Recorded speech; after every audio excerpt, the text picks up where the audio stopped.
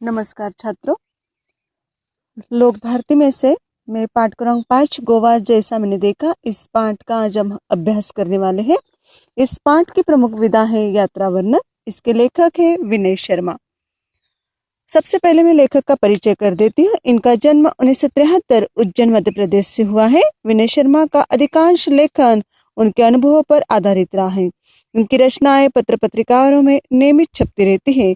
यात्रा वृत्तांत इनकी पसंदीदा विधा है। साथ ही अपने व्यंग्य और ललित निबंध भी इन्होंने लिखे। इनकी प्रमुख कृतियां हैं आनंद का उद्गम, अमरकंटक ये ललित निबंध है, चित्र की परीक्षा ये व्यंग्य है, अमरनाथ यात्रा, प्रकृति के बीच और कोयम्बतूर में कुछ दिन ये यात्रा वृत्तांत है। छात्रों, पाठ जो है इसका थोड़ा सा मैं परिचय करवा देती हूँ। प्रस्तुत यात्रा वर्णन के माध्यम से लेखक ने गोवा के सुंदर समुद्री किनारों, वहां की जीवन शैली, त्योहार, संस्कृति आदि का बड़ा ही मनोरम वर्णन किया है। जैसे उन्होंने वहां जाकर जो कुछ अनुभव किया है, वो अनुभव यहाँ पर उन्होंने प्रस्तुत की है। तो चलिए छात्रों, आज हम लेखक के साथ गोवा जाते हैं। आप सब तैयार है? तो चलिए गोवा चलते हम। ध्यान से सुनिए, सब एक साथ जाते। ओके।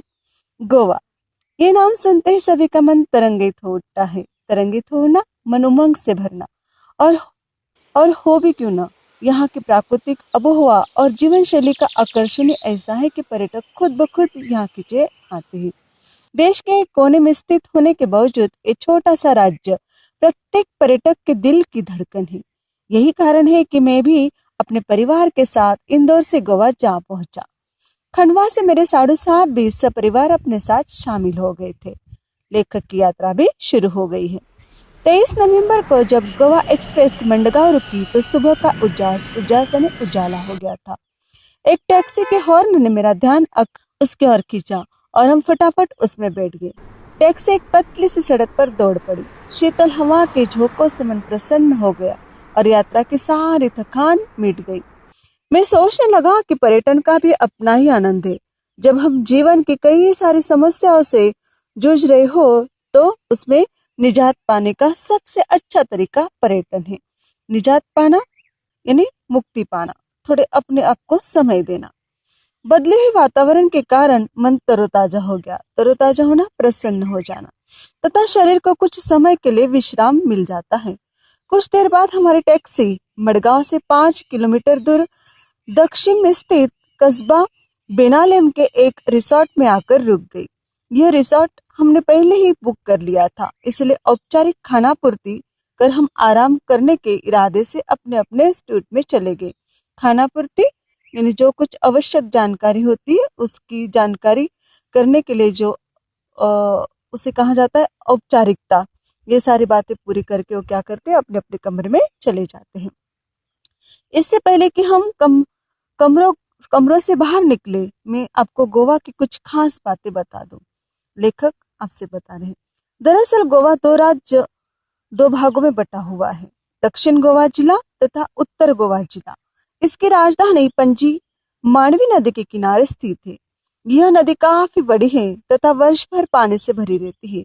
फिर भी समुद्री इलाका होने के कारण यहाँ मौसम में प्राय प्राय यानी हमेशा उमस तथा हवा में नमी बनी रहती है। उमस यानी गर्मी, इसलिए शरीर चिपचिपा रहता है, लेकिन मुंबई जितना नहीं, क्योंकि यहाँ का क्षेत्र हरितमा से भरपूर है। हरितमा से यानी हरियाली से परिपूर्ण है। फिर भी धूप तो तीखी होती है, यानी गर्मी जो है बड़ी ही सख्त होती है। ये तो गोवा अपने खूबसूरत सफेद रेतीले तटों, महंगे होटलों तथा खास जीवन शैली के लिए जाना जाता है, लेकिन इन सब से बावजूद यह अपने में एक सांस्कृतिक विरासत भी समेटे हुआ है। अपनी संस्कृति को लेकर ही आज क्या है, गोवा पहचाना जाता है। यहाँ की शाम बड़ी अच्छी होती है, तो चलो इस शाम का आनंद लेने के लिए हम अभी चलते हैं। इस शाम का आनंद लेने के लिए बेनालेम बीच की ओर चले। आप भी चले, क्योंकि बहुत ही खूबसूरत तथा शांत जगह है बेनालियम। दिन भर की थकान तथा उमस भरी गर्मी के बाद शाम को बीच पर जाना बड़ा अच्छा लगता। रिसोर्ट के बीच की दूरी कोई 1 किमी ही थी, लेकिन जल्दी जल्दी चलने के बाद भी ये दूरी तय हो ही नहीं पा रही थी। अरब सागर देखने का उत्साह बढ़ता ही जा रहा था। तभी अचानक लहरों की आवाज सुनाई दी, जो किसी रणभेदी की तरह होती है। रणभेदी यानी युद्ध शुरू करने के पहले जो चेतावनी के लिए ढोल नगारे बजाए जाते हैं उसे रणभेदी कहते हैं। बिल्कुल उसी तरह की आवाज उन्हें सुनाई देती है। हम सभी दौड़ पड़े। सड़क पीछे छूट गई थी, इसलिए रेत पर तेजी से दौड़ना मुश्किल हो रहा था। फिर भी धंसे हुए पैरों को पूरी ताकत से उठा उठा कर भाग रहे थे। खूबसूरत समुंदर देखते मैं उससे जाकर लिपट गया। इधर बच्चे रेत पर घर बनाने में जुट गए। लहरें उनका घर गिरा देती तो वे दूसरी लहर आने के पहले ही फिर नया घर बनाने में जुट जाते थे। यही क्रम चलता रहा। मैंने इस बच्चों से सीखा कि जीवन में आशावाद हो तो कोई काम असंभव नहीं है।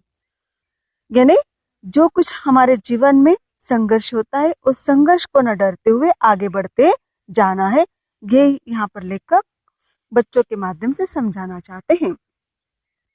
शाम गिराने पर हम किनारे पर बैठ गए। मानो हर लहर के रेती के बनाने के बाद मिटना ही नीति है। नीति यानी भाग्य है।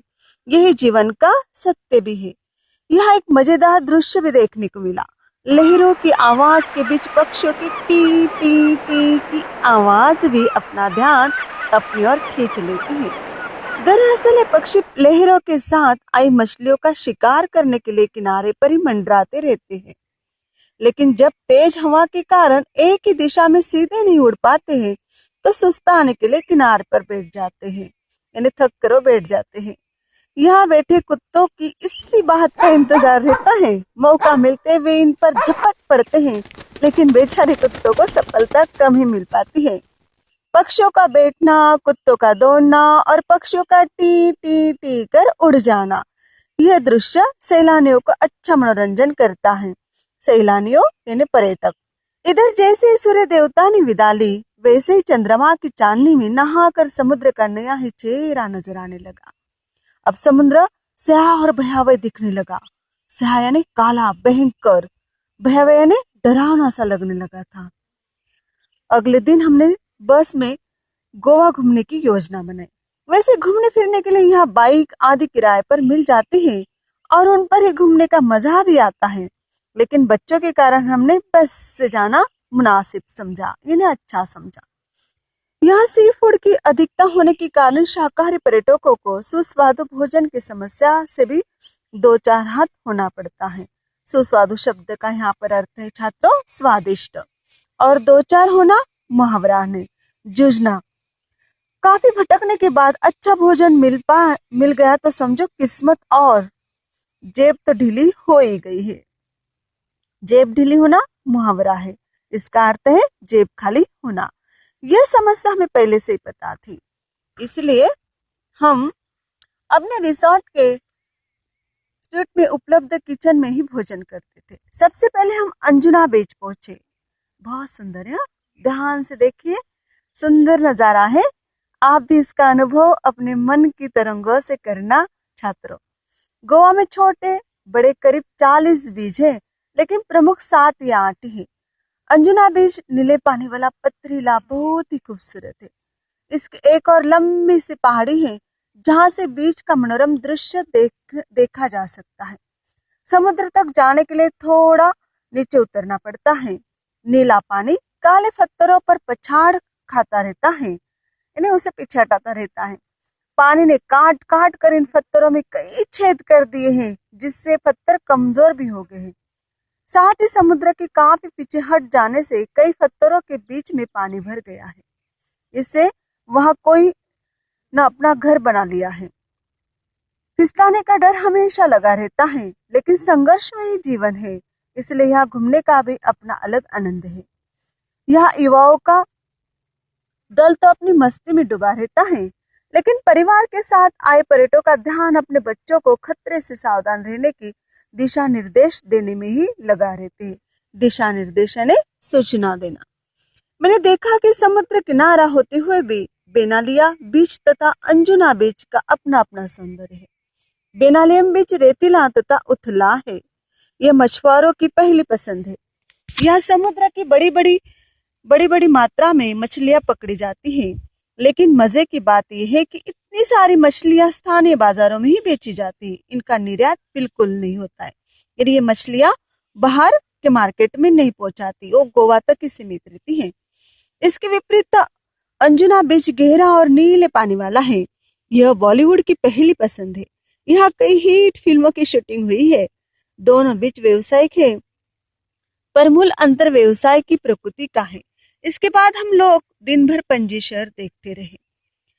लेखक ने गोवा का हर एक सुंदर प्राकृतिक नजारा अपने शब्दों के द्वारा आपके हृदय तक पहुंचाने का कार्य किया है। छात्रों, घूम फिर कर शाम को हम कलिंगुड बीच पर पहुंचे। अभी कहाँ पर आप पहुंचे हैं लेखक? कलिंगुड बीच पर। तो चलिए हम भी उनके साथ हैं। अभी अगला बीच देखते हैं कैसा है। यह काफी रेतीला तथा गोवा का सबसे लंबा बीच है, जो 3 से 4 किमी तक फैला है। यह पर्यटक बड़ी संख्या में आते हैं। यही कारण है कि स्थानीय लोगों के व्यवसाय का केंद्र भी है। यहाँ कई प्रकार के वाटर स्पोर्ट्स भी होते हैं, जिनमें कुछ तो हैरत अंगज है, जिन्हें देखने में ही आनंद आता है। आप भी अपनी रुचि के अनुसार हाथ आजमा सकते हैं। यानी आप क्या कर सकते हैं?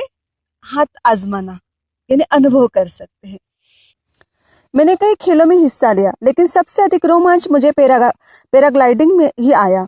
काफी ऊंचाई से अथाह जलराशि को देखना जितना विस्मयकारी आश्चर्यचकित, उतना ही भयावह डरावना भी है। दूर दूर तक पानी ही पानी, तेज हवा और रस्सियों से हवा में लटके हम यानी मैं और मेरी पत्नी दोनों डर भी रहे थे और खुश भी हो रहे थे।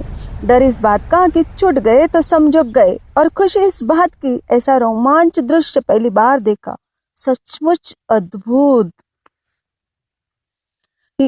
हम यहाँ 4-6 दिन रहे, लेकिन हमारी एक ही दिनचर्या रही। सुबह जल्दी उठना, फटाफट नाश्ता करना और दिन भर घूम फिर कर थक कर शाम को रिसोर्ट आकर थकान मिटाने के लिए पूल में तैरना। एक दिन कोलावा बीच हमने बोटिंग का भी आनंद लिया। यहाँ हमने डॉल्फिन मछलियां देखी। हालांकि ये छोटी थी, पर बच्चों ने अच्छा आनंद लिया। इस दौरान यहाँ नवरात्रि तथा दशहरा पर्व मनाने का सौभाग्य भी प्राप्त हुआ। उत्तर भारत में जिस तरह हर घर तथा गली मोहल्ले में माँ दुर्गा की घट स्थापना कर तथा लड़कियों द्वारा गरबा का पर्व मनाया जाता है, ऐसा ही यहाँ भी होता है। रावण का पुतला कहीं भी नहीं जलाया जाता है। सुबह से लोग अपने वाहनों की सफाई कर उनकी पूजा करते हैं, और शाम को भगवान की एक पालकी मंदिर में ली जाती है। इसके बाद एक पेड़ विशेष की पत्तियां तोड़कर लोग एक दूसरे को देकर बधाई देते हैं। सबकी अपनी अपनी सांस्कृतिक परंपरा है। प्राकृतिक सौंदर्य के साथ साथ गोवा ने अपनी संस्कृति को भी बड़ी अच्छी तरह से संभाल के रखी है। यहाँ पर हमें समझ में आता है। आगे है, इतने कम दिनों में गोवा को पूरा देखा समझा तो नहीं पाया, पर इतना जरूर समझ गया कि पश्चिमी फैशन और सभ्यता में रचा बसा होने के बावजूद यह भारतीय संस्कृति को पूरी तरह से आत्मसात किए हुए है। पर्यटक फैशन के रंग में कुछ देर के लिए भले ही स्वयं को रंग कर चले जाते हैं, लेकिन स्थानीय लोग अपनी सांस्कृतिक परंपरा की उंगली अब भी पकड़े हुए हैं। इस पाठ को जितना सुंदरता से यात्रा वर्णन करते हुए गोवा का जो प्राकृतिक सौंदर्य है वो समझाते हुए, यहाँ के प्राकृतिक सौंदर्य के साथ साथ यहाँ की महत्वपूर्ण बातें, यहाँ के महत्वपूर्ण बीज, यहाँ की संस्कृति, यहाँ के खाने की लोक शैली, जहाँ तरह से कह सकते हम, और यहाँ के रहन सहन, इन सारी बातों का लेखक ने अपनी यात्रा वर्णन में बहुत सुंदरता से वर्णन किया है। छात्रों, तो देखिए लेखक के साथ साथ हमने बहुत कुछ आनंद लिया गोवा का। मजा आया आप सबको लेखक के साथ यात्रा करते हुए? तो फिर चलिए अभी अपने घर वापस चलते हैं।